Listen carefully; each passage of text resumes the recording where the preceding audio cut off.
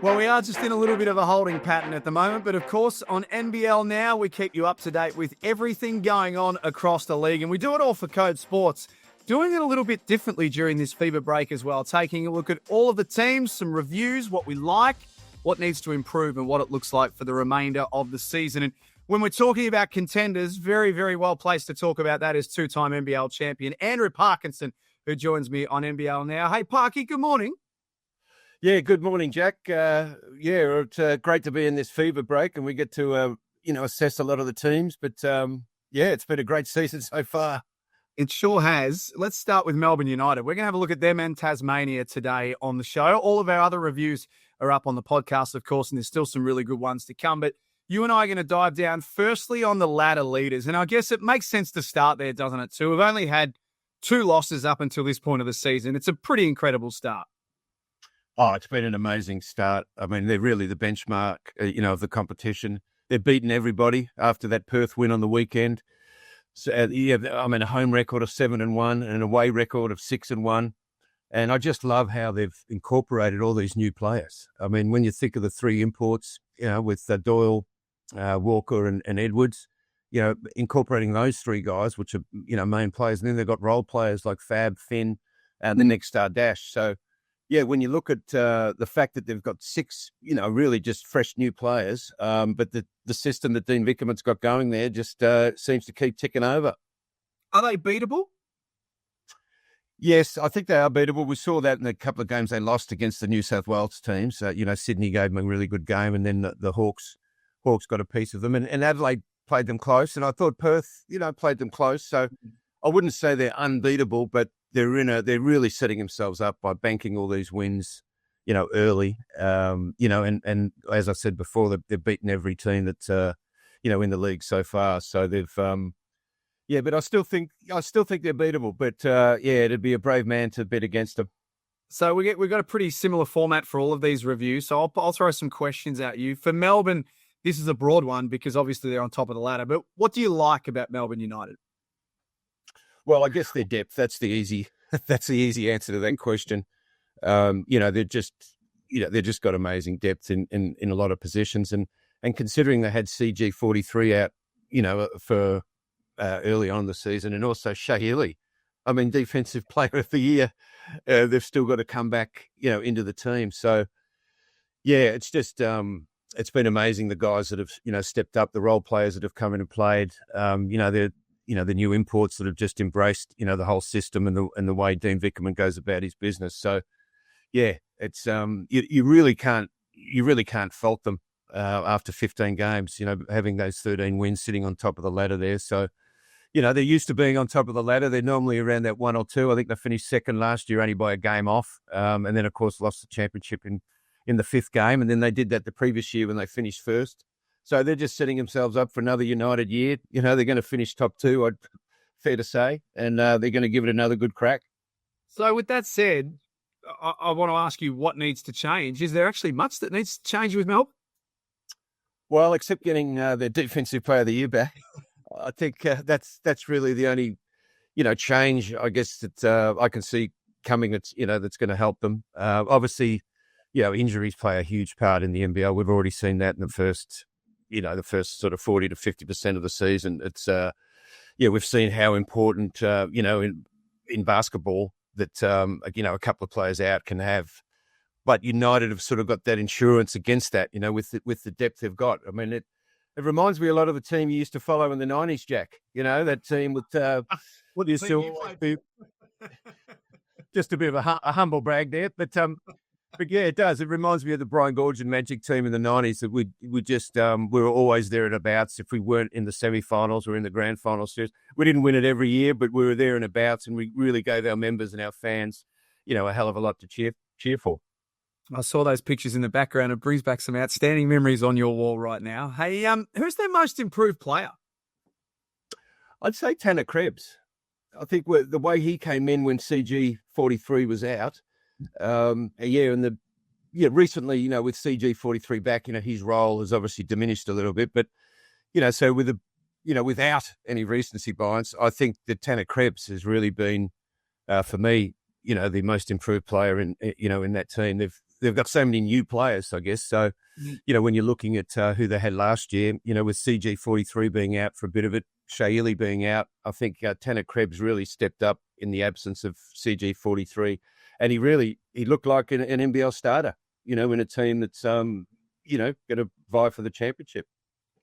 Their team MVP, I feel like you've got a few choices here.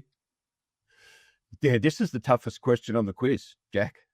This is a real tough one. I noticed Hools on NBL Overtime the other night was talking about how, Melbourne United should have some sort of representation, in the MVP sort of conversation. But it's really hard to sort of pick someone out. And normally it's an easy answer.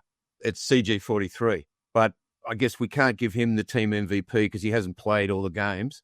So it has to be out of the three imports.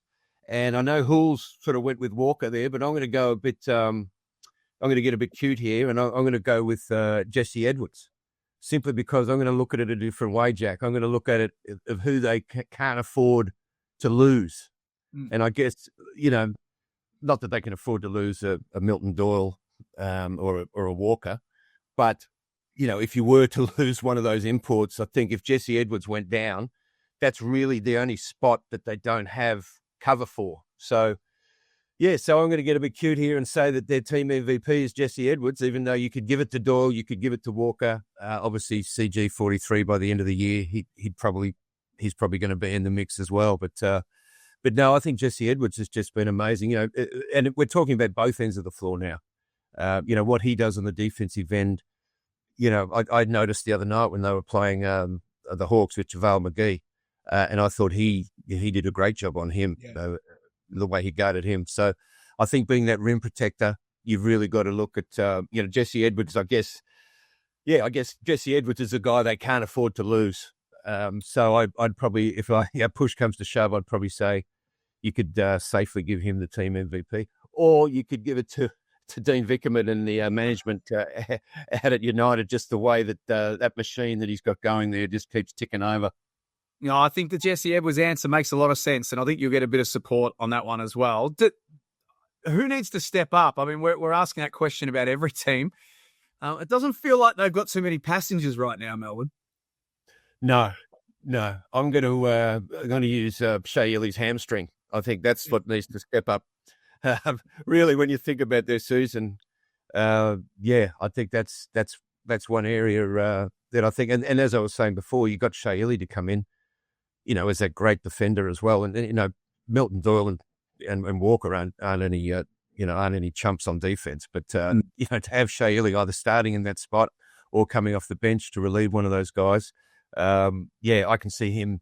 I guess I can see him stepping up, in the second half of the season when he gets that hamstring right. But there's no need to rush him back, and that's the beauty that United, have with this team, is that if they have a guy, out with injury, there's no need to sort of rush him back because they've got all these spots covered.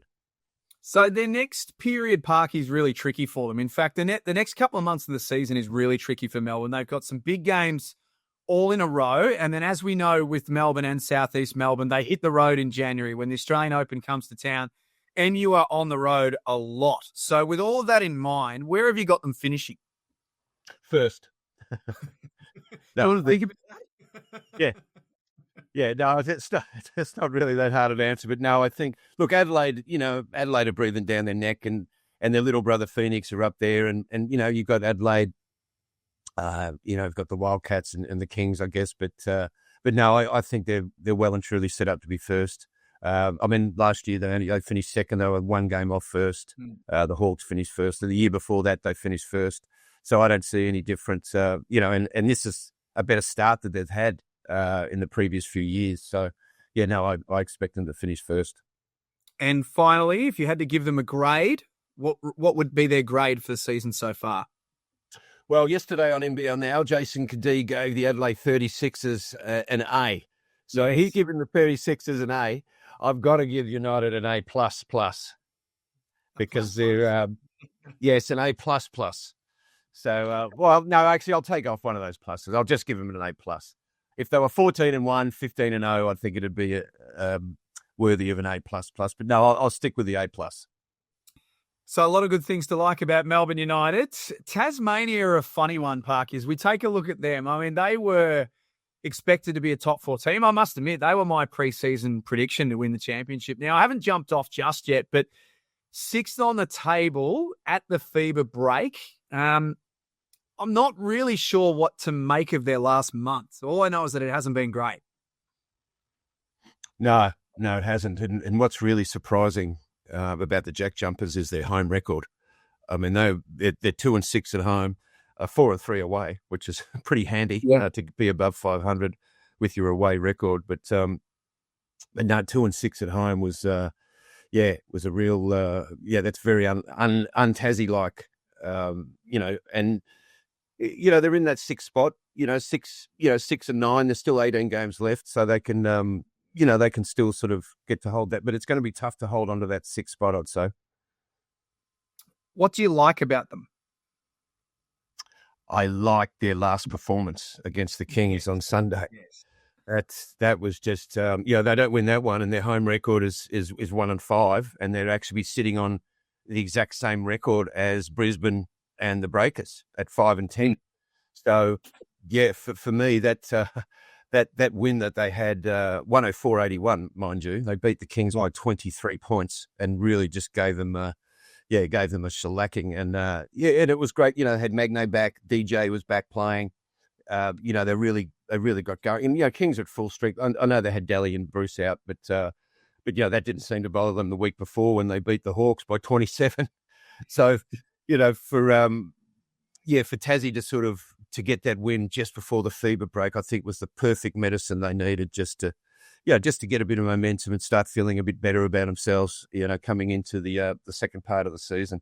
It's one win, but your point is a really good one. So can they go into FIBA break now thinking, okay, we get Will back, we've got DJ back, we're back to pretty well full fitness again. Can that be the start of something for them, do you think? Oh, yeah. No, for sure. I think that was a huge game for them to come out and put that performance and just for their confidence, just for their own, and they're starting to look more like themselves. Josh Bannon's, coming into his own. Bryce Hamilton's just a great scorer. DJ's back. Ty Campbell didn't actually play a great game the other day, but which there's a bit of room for improvement there. But no, I just think the way they played, they didn't play like what were they? They were a 5-9 team. Going up against Sydney at home, they definitely didn't play or look like a 5-9 team. So that game for them Sunday was huge. What needs to change for Tasmania? Well, their home record. Yeah, I think to only have 2 wins from 8 outings at home, it should be a fortress down there as it has been in the past few years. I think, and I think it's possible for them to turn that home record around. If they stay above 500. I mean, normally if you stay above 500 with your away record, it's going to guarantee you're going to make the playoffs or at least make the play-in and make the top 6. But in saying that, you've got to get something, get it done at home. So, I think they've got, what have they got? They've got about 8 or 9 home games remaining down there at my State Bank Arena. I'm not sure. I hope they're not playing any more games at that. What is it down at? Is it Launceston? Yeah. So I'm not sure if they have any more games out of it. I for their sake, I hope they don't. But no, I think, that win for them on Sunday really sort of, really helped them out. Who's their most improved player, Parky? Well, I'm going to go with a guy that's new to the team, Josh Bannon. I really think he's, particularly in his last sort of, I guess, handful of games. I mean, the guy's averaging 16 points and about 10 rebounds a game. It looks like he's really settled in now. He had a great game against Sydney. So for me, that I didn't expect him to sort of come out and be, I guess, as good as he's playing, at this point. But so I think he's definitely the most improved player for the JackJumpers. It's an interesting one, and I think a really good one, because there's a world where he's a big signing, so that you don't often incorporate the most improved player with a good signing like he was. But there's a world where if he keeps this form up, he might be knocking on the door of the most improved player in the league. Is that fair? Yes. No, I think that's generally fair. Look, as I said, he's averaging 16 and 10, but I'd say in the last 5 games, he's really come into his own, and he's really taken, he plays a lot taller than he is. He's getting a bit more confident with that outside shot. He plays the defense, which you've got to play defense if you're going to play for Scott Roth. I think all those things, both ends of the court. I just think he's just been a tremendous addition. He's been a bit of a constant, with them. The same with Bryce Hamilton. They've kind of been the main constants, I guess, when you look at their first 15 games. Who is their team MVP? I think it's the other Bryce Hamilton. We shouldn't call him that, but comparing to the Bryce, but The Bryce, yeah. Bryce Hamilton, 19 points, 5 rebounds, 4 assists. That's what he's averaging. I can see him even upping those numbers a little bit, but he's definitely a guy that I expect to even have a better second half of the season. And I think once his teammates get used to him, there's a bit more consistency with the lineups and the different pieces that they've got there. So for me, he's sort of been a bit of a standout there in that area, that one sort of constant. Who needs to step up for the JackJumpers? I think it's got to be fresh legs, David Johnson. I think, and it's not his fault he's been out with injury, but I think he's just getting back to his potential. So I think, I think he needs to step up. But I think they've got a lot of faith in him. Now that he's back playing, and I think he's the last couple of games that we saw him, he's just sort of finding his feet. But I can see him stepping up for the second half of the season and just being that player that I think they've missed sort of, at certain times when the game gets a bit hot or, I think just having him in there will really help out. So they're 6th on the table now. As you said, they do have a good bunch of games at home between now and the end of the season because they were on the road a lot early in the season. When it's all said and done, Parky, where are the JackJumpers finishing? Look, I still think they can grab 6. And in saying that, I know they're already in the 6th spot, but they're only just sitting in that sort of 6th spot. They're the only team in the top 6, with a losing record. I think the Kings are 5th with 7 and 6. So they're a fair way off sort of that 5th. So I can see them sort of holding, if they can hold that position in 6. And you got to remember, Illawarra are coming. They're 4 and 9. They've still got 20 games left. Okay, so they're going to be coming. Brisbane 5 and 10. Who knows what they're going to be like? They could be a real surprise packet in the second half of the season. And also you got New Zealand Breakers, who I don't think are dummies. I think they can really challenge. I think the only team that I guess I can rule out is Cairns, which is just unfortunate. The fact that they've been just decimated with injuries, but only having 3 games to this point, I think that's going to be hard. So I think, to answer your question, I think the JackJumpers will, can finish 6th, and that's, that's saying a lot because they've got to stave off these good teams. Last year's champions, and they've got New Zealand breathing down their neck, and Brisbane Bullets. We don't know what they're going to be like, in this second half. So I think it'll be a tremendous effort for them to hold on to that 6th spot and get into the play-in. And then what about a grade? What would you give them so far for the season? Well, if you'd asked me that question Sunday morning, I would have given them a D, okay, because they would have, But after that game we keep going back to that last game they played. You're only as good as your last game. So I'm going to actually upgrade them to a C. The fact that they've been decimated with injuries, I'm going to say they're a C. If they lose to Kings and they're 5 and 10 and they're equal 7th, 8th, sort of in that mix, I'd say that'd be a failure so far. So I'd give them a D. But no, I think that game, that game they had on Sunday against the Kings means that I'm pretty happy to give them a C.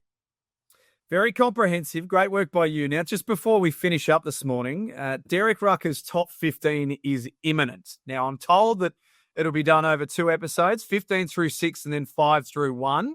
I know you keep, like everyone, you keep a very close eye on this list. What do you want to see out of this? I want to see Nathan Sobey in the top 10. That's what I want to see. So I can't wait for it to drop today, I think it is, or tomorrow. So, I think leaving out Sobes out of the top 15, I think D-Ruck would definitely, I think with the season he's had with the Phoenix. But no, I'm interested.